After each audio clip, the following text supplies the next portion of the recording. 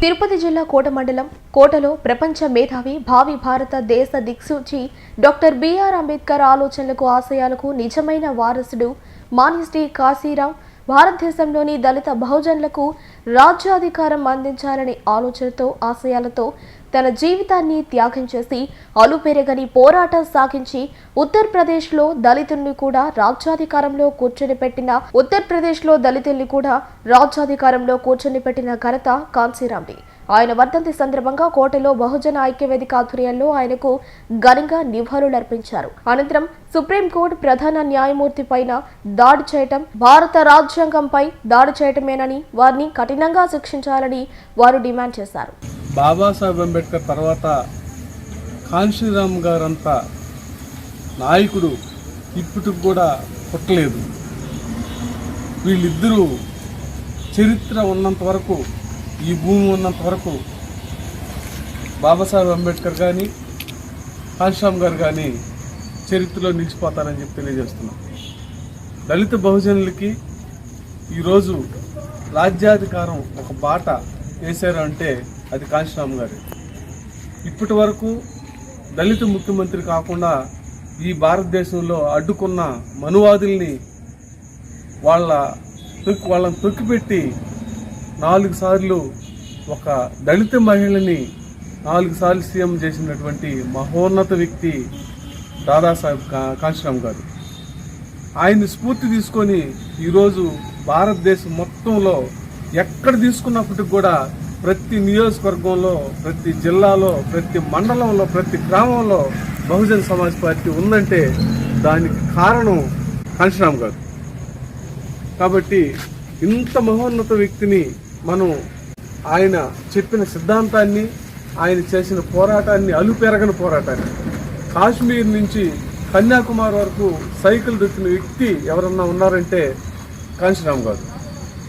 అంటే తను పెళ్లి చేసుకోకుండా పెద్ద ఉన్నతమైన ఉద్యోగాన్ని వదులుకొని ఆయన ఒక DS4 అని చెప్పి ఒక సంస్థను స్థాపించి బాంసప్ పైన పెట్టి తర్వాత బహుజన్ సమాజ్ పార్టీని పెట్టి ఒక దళిత ముఖ్యమంత్రిని చేసిన 4 సార్లు చేసిన వ్యక్తి, మహోన్నత వ్యక్తి కాంశీరాం గారిని మనం మరవకుండా ఆయన బాటలో నడవాలని ఈ దేశ ప్రజలందరూ కూడా మేము కోరుకుంటూ, భారత రాజ్యాంగం అమలైన తర్వాత భారతదేశంలో పొడుగు బలహీన వర్గాలకి రాజకీయం అంటూ ఏందో నేర్పించినటువంటి మహోన్నతమైనటువంటి వ్యక్తి కాంశీరాం.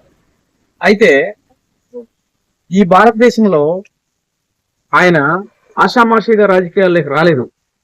అనేక సంస్థలు పెట్టి అనేక మందిని అసలు రాజకీయం అంటే ఏంది, ఎలా ఉండాలి, మనం ఈ దేశంలో ఎక్కడున్నాము, మనం ఎక్కడికి చేరుకోవాలి, పార్లమెంట్ దాకా చేరుకోవాలంటే ఎలాంటి వ్యూహాలతో మనం ఉండాలి అనేటువంటి దానిని ఆయన ఒక సైంటిస్ట్, రాజకీయ సైన్సిస్ట్ కాంశీరాం గారు. అంటే రాజకీయ సైన్సిస్ట్ అని ఎందుకు అంటున్నామంటే భారతదేశము అనేక కులాలు, అనేక మతాలతో నిన్నటువంటి కలగలుపుల గంప. అలాంటి దగ్గర ఎలా రాజకీయం చేయాలి, ఎలా రాజకీయాలు బడుగు బలహీన వర్గాల వారు ఎలా ఎదగాలి, రాజకీయాన్ని ఎలా చేజిక్కించుకోవాలి, అధికారాన్ని ఎలా చేజిక్కించుకోవాలో మనందరికీ కూడా నేర్పిన మహోన్నతమైన వ్యక్తి మన కాంశీరాం గారు. ఆయన ఒక ప్రయోగం చేశాడు భారతదేశంలో. భారతదేశం అనేటువంటి ఒక ప్రయోగశాలలో ఆయన ప్రయోగాన్ని చేసి సక్సెస్ అయినటువంటి గొప్ప మేధావి. ఈ రోజుకి కూడా భారతదేశంలో అది ఏ పార్టీ అయినా సరే, ఒక రాష్ట్రంలో కానీ దేశంలో కానీ రాజకీయము ఎలక్షన్లో రాజకీయం చేయాలన్నా లేదా అధికారాన్ని అందిపుచ్చుకోవాలన్నా ఎవరైనా ఏ పార్టీ అయినా ఈ వ్యూహాలను అనుసరించాల్సిందే. అలాంటి గొప్ప వ్యక్తిని మనం గుర్తు చేసుకోవడం అనేది మనకు కూడా చాలా సంతోషకరమైన విషయం. అయితే ఈ మహోన్నతమైనటువంటి కాంశీరాం గారు వేసిన బాటలో మనందరం నడవాలని కోరుకుంటున్నాం. అయితే ఇక్కడ ఉన్నటువంటి విషయం ఏంటంటే ఈ దేశంలో రాజకీయం ఎలా మనం చేజిక్కించుకోవాలనేటువంటి విషయంలో నిపుణత కనపరిచి మనందరికీ రాజకీయ బాటలు వేశాడు. ప్రజెంట్ ఉన్నటువంటి భారతదేశంలో ఉన్నటువంటి రాజకీయ నాయకులందరికీ కూడా ఆదర్శవంతమైన జీవితాన్ని గడిపి ఆయన పదవి కాకుండా ఎవరిని సీఎంలు చేయాలో, ప్రధాని చేయాలో నేర్పించినటువంటి గొప్ప ఘనత కాంశీరాం గారిది. కాబట్టి మనందరం కూడా ఈ రోజును గుర్తు చేసుకుంటూ నాకు ఎందుకు మీ అందరికీ జేబీఎం.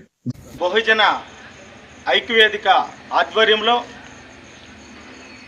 రాష్ట్ర అధ్యక్షులు బీజూర మాధవ్ గారి ఆలోచన విధానంలో ముందుకు పోతున్నటువంటి ఈ బహుజన ఐక్యవేదిక ఆధ్వర్యంలో ఈరోజు అనేక కార్యక్రమాలు చేస్తూ ఉన్నాం. మొన్న జరిగినటువంటి సుప్రీంకోర్టు జడ్జి ప్రధాన న్యాయమూర్తి చీఫ్ జస్టిస్ అయినటువంటి బిఆర్ గవాయ్ మీద జరిగినటువంటి దాడిని మేము తీవ్రంగా ఖండిస్తూ ఉన్నాం. ఈ మనువాదులకి, ఈ సనాతన ధర్మం, ఈ వాదులు ఎవరైతే ఉన్నారో వీళ్ళందరూ కూడా మేము ఇక్కడి నుంచి హెచ్చరిస్తూ ఉన్నాం. ఒక అంబేద్కర్ సిద్ధాంతంలో ఆర్పిఐలో రిపబ్లిక్ పార్టీ ఆఫ్ ఇండియాలో పనిచేసినటువంటి చీఫ్ జస్టిస్ గవాయ్ గారి తండ్రి, ఆయన కుమారుడైనటువంటి బిఆర్ గవాయ్ గారి మీద ఒక మూర్ఖుడు, ఒక సనాతన ధర్మవాది, ఎప్పుడు కూడా ఈ మనువాదులు ఎట్టుంటారంటే నిజంగా ఒక దళితుడు ఉన్నతమైనటువంటి న్యాయస్థానానికి చీఫ్ జస్టిస్ అయినాడు కాబట్టి ఆయన మనోభావాలన్నీ కూడా, ఆయన ఆలోచన విధానాలు పేద బడుగు బలహీన వర్గాలకి ఎక్కడ చేరువవుతాయనే దురుద్దేశంతో ఈరోజు నువ్వు బూట్లు ఇసిరేసినటువంటి దుర్మార్గమైనటువంటి అతన్ని వెంటనే శిక్షించాలి అని చెప్పేసి బహుజన ఐక్యవేదిక ఆధ్వర్యంలో మేము ఈరోజు ఈ కార్యక్రమం చేస్తూ ఉన్నాం. మా రాష్ట్ర అధ్యక్షుడు మీజూరు మాధవ్ గారు ఇప్పుడే మాకు పెద్దలు బడుగు బలహీన వర్గాల ఆశాజ్యోతి అయినటువంటి మన అంబేద్కర్ వారసుడు, నిజమైన అంబేద్కర్ వారసుడు ఎవరైనా ఉన్నారంటే ఈ దేశంలో మాన్యవారి కాంశీరామ్జీ. ఎందుకంటే ఒక దళిత స్త్రీని 4 సార్లు ముఖ్యమంత్రి చేసినటువంటి ఘనత ఈ భారతదేశంలో ఎవరికైనా ఉందంటే ఒక కాంశీరామ్ గారికి తప్పితే మరొకరికి లేదని చెప్పి నేను తెలియజేస్తా ఉన్నాను. అదేవిధంగా 100 సైకిళ్ళు తీసుకొని 7 రాష్ట్రాలని 40 రోజుల్లో తిరిగినట్టు 4200 కిలోమీటర్లు తిరిగినటువంటి చరిత్ర, తిరిగి చైతన్యం చేసి బహుజనులకు అధికారం రావాలి, రాజ్యాధికారం రావాలి అని చెప్పి నిరంతరం శ్రమించి అంబేద్కర్ భావజాలని ఆయన ఆపినటువంటి రథాన్ని లాగి అంబేద్కర్ కూడా సాధించినటువంటి ఏదైతే రాజ్యాధికారం కావాలనుకున్నాడో దాన్ని కూడా సాధించినటువంటి ఆ కళని, ఆ రాజ్యాధికారాన్ని నిజం చేసి ఒక దళిత స్త్రీని 4 సార్లు ముఖ్యమంత్రి చేసినటువంటి ఘనత మాన్యవారి కాంశీరామ్జీ అని చెప్పి తెలియజేస్తా ఉన్నాం.